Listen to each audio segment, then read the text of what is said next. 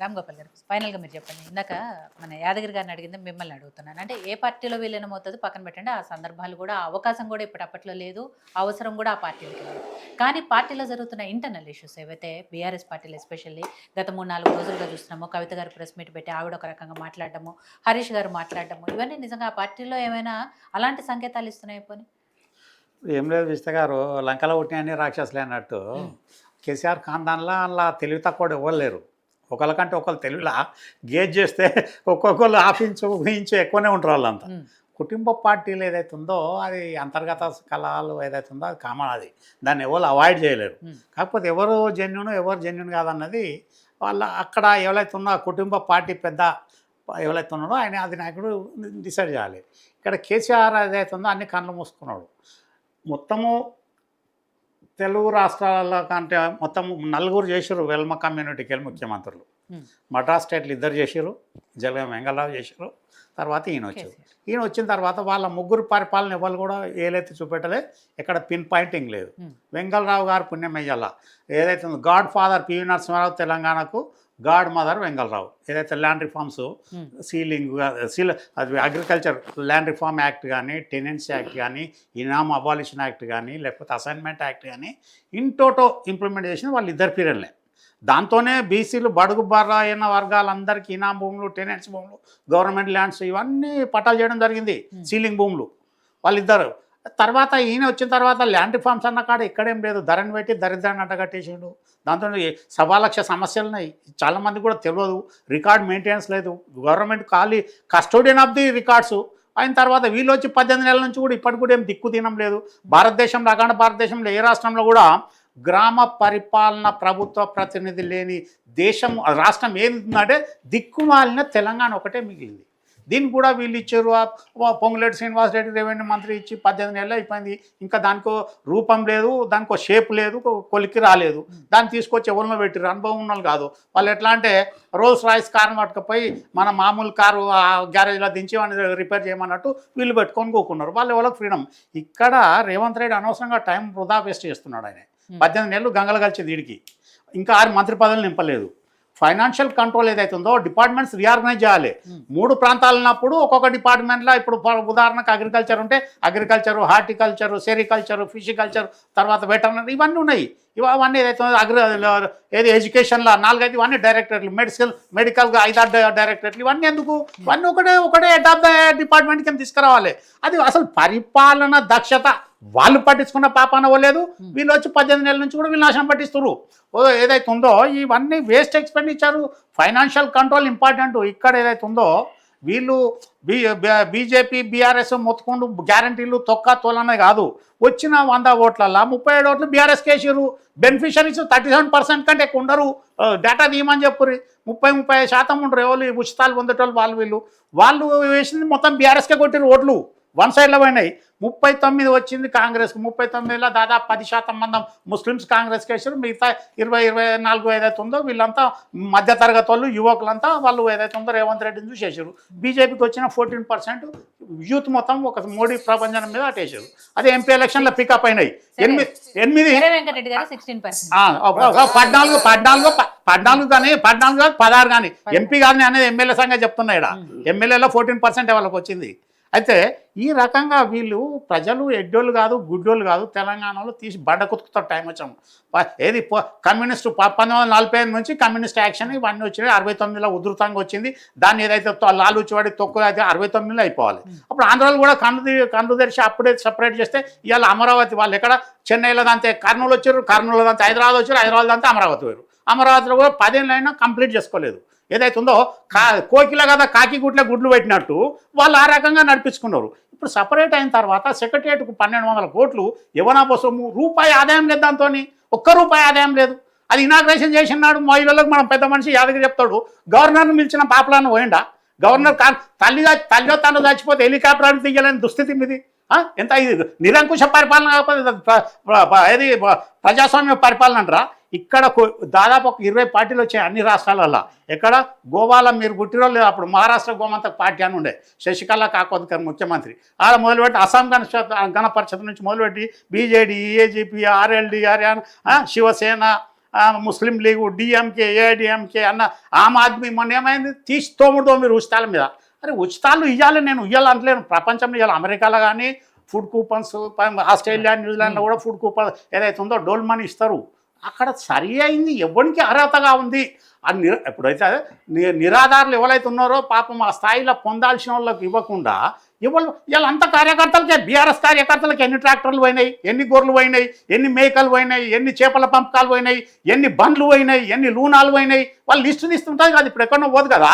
ఈ ఎప్పుడైతుందో ఇప్పుడు ఎగ్జిక్యూషన్ అథారిటీ ఫెయిల్ ఎప్పుడైంది, లెజిస్లేచర్ అథారిటీ ఎప్పుడైతే డామినేషన్, ఏం తెలియనోడు అంగుడి చాపగాడు కూడా వచ్చి మంత్రి పదవి అవుతాడు. కానీ ఒక అటెండర్కు మినిమం ఎలిజిబిలిటీ క్వాలిఫికేషన్ ఉంటుంది. అక్కడ అటువంటిప్పుడు వీళ్ళు పరిపాలన ఏదైతే ఉందో వెంగళరావు పీరియడ్ ఏది లాస్ట్ ఎప్పుడైతే ఉందో వెంగళరావు పీరియడే లాస్ట్ ఎంప్లాయీస్ మీద పెత్తనం చేయకపోవడం. ఈవెన్ విజయభాస్కర్ రెడ్డి గారి పీరియడ్లో కూడా ఎప్పుడు చేయలేదు. ఏది తర్వాత కూడా కాలేదు. తెలంగాణ అయిన తర్వాత 9.5 ఏళ్ళు మొత్తం తొత్తులైపోయారు. వీళ్ళకు ఒక పరిపాలన దక్షత అన్నది ఉన్నదా, ఒక పద్ధతి ఉన్నదా? ఎవడెక్కడ 3 ఏళ్ళకి ఒక దగ్గర చేయకూడదు, 7 ఏళ్ళు ఒక చేయాలంటారు, 10 ఏళ్ళు ఒక చేయాలంటారు. ఇప్పుడు వీళ్ళు కూడా పెట్టుకొని ఒక్కొక్కరిని 3-4 వాళ్ళని అల్లనే పెట్టున్నారు. మంచి మంచి ఐఐటి, ఐఐఎం చదివిన వాళ్ళు ఉన్నారు. వాళ్ళకి ఎక్కడ ముందర పెడుతున్నారా? లేదు కదా. మనం ఏం చెప్తే అది తప్పెడ కొట్టేటోడు కావాలి, తాళం కొట్టాలి. నిన్నటికి నిన్న ఎర్ర శ్రీలక్ష్మి ఏమైంది, క్యాప్టివ్ మైనింగ్ బదులు క్యాప్టివ్ వార్డు తీసిన దానికి ఎలా ఆమె కరిఘోష వచ్చింది కదా. అది ఎంత ఎవరైనా గ్రహిస్తున్నారా?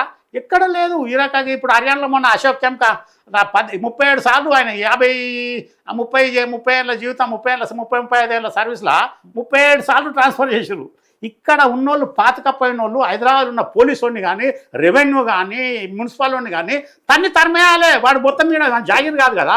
ఆదిలాబాద్లో ఉంటారు, ఈడు ఉన్న వాళ్ళు ఈయన మన గానుగది లెక్క గుంజలు కట్టుకొని తిరుగుతూ ఉంటారు. దాని మీద వాళ్ళని పెడుతుండ్రా? ఆ గవర్నమెంట్ పట్టించుకునే పాపాన వాళ్ళే. ఇక్కడ వీళ్ళు ఏదైతే ఉందో అది ఇది ఏదైతే ఇష్టం ఉన్నట్టు కాకుండా ఇక్కడ కూడా హైడ్రా పెట్టిర్రు. హైడ్రా పెట్టిన దానికి మార్గదర్శకాలు ఉండాలి, సూచనలు తీసుకోవాలి. మూసి వీళ్ళ 9.5 ఏళ్ళనే మూసి మొత్తం సగం మూసుకొచ్చింది. కరెంటు బిల్లులు చెప్తాయి, వాటర్ బిల్లులు చెప్తాయి, రోడ్లు వేసిన బిల్లులు చెప్తాయి, శాంక్షన్ ఆర్డర్స్ చెప్తాయి. అదొకటి. వీళ్ళు ఇంకా ఆ పార్టీ ఈ పార్టీ అంటారు. నువ్వు మొత్తం ఉద్యమకారులను తరిమేసి అసలు ఉద్యమ ద్రోవులందరినీ తీసుకొని 6 మంత్రి పదవులు ఎవరికి ఇచ్చినావు నువ్వు? బీఆర్ఎస్లా అందులో వచ్చే లాస్ట్ క్యాబినెట్లు ఉన్న వాళ్ళు చెప్తారు కదా. వీళ్ళకు మాట్లాడే నైతిక హక్కు లేదు. ఏదైతే ఉందో ఇక్కడ వీళ్ళు బీఆర్ఎస్కు ఈ పరిస్థితులు ఏం లేదు. బీజేపీ కూడా అనవసరంగా లేని తోటి పుల్ల కుర్రాయితో తలగొక్కున్నట్టు అవసరం లేదు కదా. అదేమన్నా ఉంటే లాస్ట్కు ఇలా అంత అవివేకి కాదు కదా. కేసీఆర్ వచ్చి కాంగ్రెస్లో దూరడానికి ఏం చేస్తాడు? ఆయన ముఖ్యమంత్రి అవుతాడా? మంత్రి పదవులు ఇస్తారా? ఆల్ ఆఫ్ సడన్ చేంజ్ అవుతుందా? అది అయ్యే పని కాదు. చెప్తున్నారు కదా. అరే ముఖ్యమంత్రి ఆయన కావాల్సినంత కక్కుర్తి కూడా అవసరం లేదు. ఆయన కాదు. ఇప్పుడు వాళ్ళ అవకాశం ఏదైతుందో ఇప్పుడు వచ్చి మళ్ళీ 3 ఏళ్ళ కోసం 3 ఏళ్ళ అర్థం కోసం కొట్టుకుంటూ కాదు. అలా రానియారు. కాంగ్రెస్ కూడా చిన్న భిన్నం అవుతుంది. ఎవరు ఒప్పరు? ఒక్కరు ఇప్పుడు మొన్న ఒక విజయశాంతికి ఎమ్మెల్సీ ఇస్తేనే దాని మీద పెద్ద గందరగోళం నడిచింది. అందుకోసం ఇప్పుడు ఆయన వచ్చి చేసేది ఉండదు. ఇలా రోజే రారు. ఇక్కడ కూడా ఇప్పటి కూడా కేసీఆర్ ఖాందాన్ని ఏదైతే ఉందో మార్చుకోవాలి. ఏదైతే ఉందో మోనార్కిజం అనేది పక్కకు పెట్టాలి, ప్రజాస్వామ్యయుతంగా పోవాలి. రేవంత్ రెడ్డి గారు కూడా చెప్పండి సార్. చెప్తాను నేను రేవంత్ రెడ్డి చెప్తాను. రేవంత్ రెడ్డి గారి కుటుంబ సభ్యులు ఏం చేస్తారు? వాళ్ళ బిడ్డకు వాళ్ళ అల్లుడికి లగచర్లలో ఫార్మా కంపెనీల కోసం జాగాలు తీసుకొని దళితుల గిరిజనుల భూములు తీసుకున్నారు.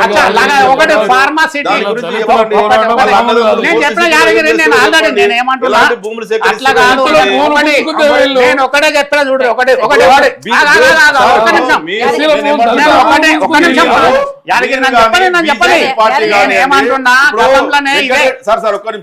వెంకటరెడ్డి సార్ ఇంతకు ముందు అన్నాడు ఈటల రాజేందర్ గారిని ఓడగొట్టడం కోసం దళితుల కోసం దళిత బంధు ఇచ్చిండు అని చెప్పి. అది మీకు గుర్తున్నది, బీజేపీ నాయకులకు గుర్తున్నది. మరి అదే దళిత బంధు నేను 12 లక్షలు ఇస్తా అని చెప్పి రేవంత్ రెడ్డి గారు అన్నాడు. మరి ఇప్పటిదాకా ఉన్న 10 లక్షలే పీకేసిండు. దాని గురించి మాట్లాడతలేరు. రైతు బంధు 10,000 రూపాయలు అని ఒక నిమిషం. రైతు బంధు 10,000 ఇస్తున్నాడు, బిచ్చమేస్తున్నా రైతులకు కేసీఆర్ గారు. నేను 15,000 ఇస్తాను, రైతు కూలీలకు ఇస్తాను.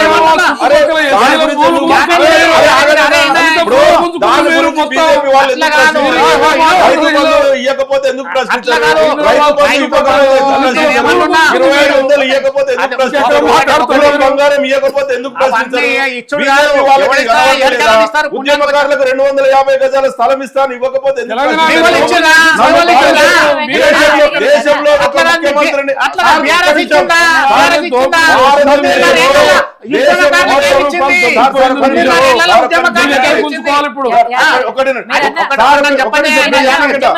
ఒక రాష్ట్ర ముఖ్యమంత్రి హోదాలో ఉన్న నాయకుడు భారతదేశం మీద మన పరువు తీయడం కోసము నన్ను దొంగను చూసినట్టు చూస్తున్నారు.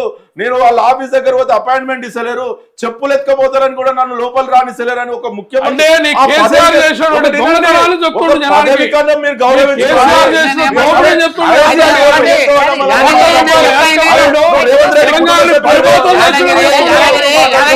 మీరు కేసీఆర్ గారు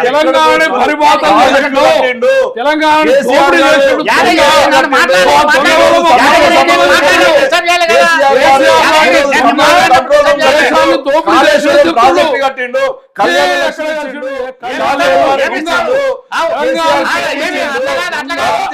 దళితులకు 200 నుంచి అనేక సంక్షేమ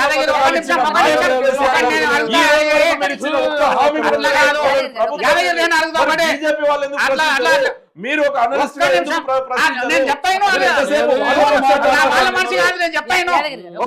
ఒకటి నేను అడుగుతా. ఒకటి చింతమాడు కల్లా ప్రతి కుటుంబానికి 10 లక్షలు ఏ పద్ధతిని ఇచ్చిండు నీ మంత్రి ముఖ్యమంత్రి? ఎక్కడికి వెళ్ళి ఇచ్చిండు? ఏ చట్టం పర్మిషన్ చేసింది?